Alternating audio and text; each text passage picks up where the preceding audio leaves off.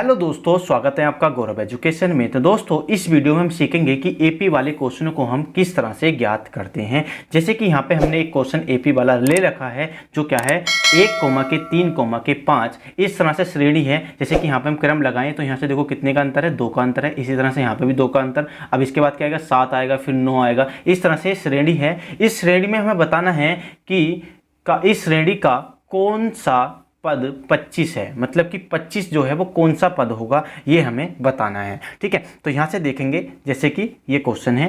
यहाँ पर देखो प्रथम जो पहला वाला पद होता है इसे हम ए से प्रदर्शित करते हैं। ए इक्वल टू कितना दे रखा है हमें, इसे बोलते हैं प्रथम पद। ए को बोलते हैं प्रथम पद।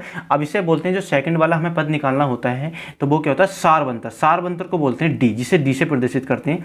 सारवंतर को हम डी से प्रदर्शित करते हैं। सारवंतर का मतलब होता है कि इनके बीच में कितने का अंतर है। इसमें अंतर किस तरह से निकालते हैं, तो इसमें से ये होता है v और ये होता है a, मतलब कि v वाले में से a वाले को हम घटा देते हैं और हमें सारवंतर मिल जाता है। v का मान कितना है 3 और a का मान कितना है 1, तो कितने का अंतर हो गया भाई, यहाँ पर हो गया 2 अंतर। तो सारवंतर मतलब कि d बराबर कितना है, तो d बराबर हमें मिल गया 2। ठीक है, अब इसी तरह से देखो अब हमें दे रखा है कौन सा पद पूछा है, तो an जो बराबर होता है वो पदों की पद मतलब कि पद नंबर होता है। कौन सा पद पूछा है, तो 25वां हमें पद निकालना है कि कौन सा पद 25 होगा ये हमें निकालना है। पदों की हमें संख्या दे रखी है। ठीक है, तो अब देखते हैं फिर इसके बाद इसमें एक फॉर्मूला होता है कि an बराबर a प्लस के n-1 इंटू डी। हमें पदों की संख्या हमें निकालनी है कि कौन सा पद होगा, कि n हमें निकालना है, n ज्ञात करना है। ठीक है, तो देखो अब ऐसे कैसे करेंगे आगे को उसको देखते हैं। जैसे कि यहाँ पे है an बराबर तो हमें दे रखा है 25, तो 25 का 25 लिख देंगे। इज इक्वल टू a बराबर हमें दे रखा है 1, तो a बराबर लिख देंगे 1। इसके बाद प्लस का साइन है, प्लस का साइन, n माइनस के 1 तो हम ऐसे के ऐसे लिखेंगे, लेकिन d बराबर हमें दे रखा है 2। ठीक है, अब क्या करेंगे, इस एक को उठा के हम यहाँ ले आएंगे। इधर प्लस का, इधर आकर हो जाएगा माइनस का। तो 25 माइनस के 1 बराबर यहाँ पे क्या बचा n-1 और इसकी मल्टीप्लाई में कितना है 2। ठीक है, तो यहाँ से कितना बच जाएगा, यहाँ से हमारा बच जाएगा, यहाँ से बचा हमारा 24, क्योंकि 25 में से 1 घटाया तो कितना बच जाता है, तो 24 हमारा बच गया। इसी तरह से आगे देखेंगे तो ये हम n-1 ऐसे के ऐसे लिखेंगे। इज इक्वल टू n-1 और मल्टीप्लाई में 2। जब किसी की यहाँ पे मल्टीप्लाई में होता है, जब इसकी साइड में लिखे जाते हैं तो ये कहाँ जाता है, भाग में जाता है, मतलब कि 24 के नीचे आ जाएगा।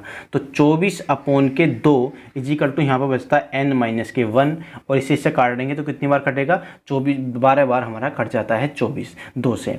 अब इसी तरह से आगे देखते हैं, यहाँ पे क्या बचता है, वार है इज इक्वल टू n-1 और इसे उठा के इधर ले आएंगे, इधर माइनस का इधर आके हो जाता है प्लस का 1 इज इक्वल टू कितना हो जाएगा n।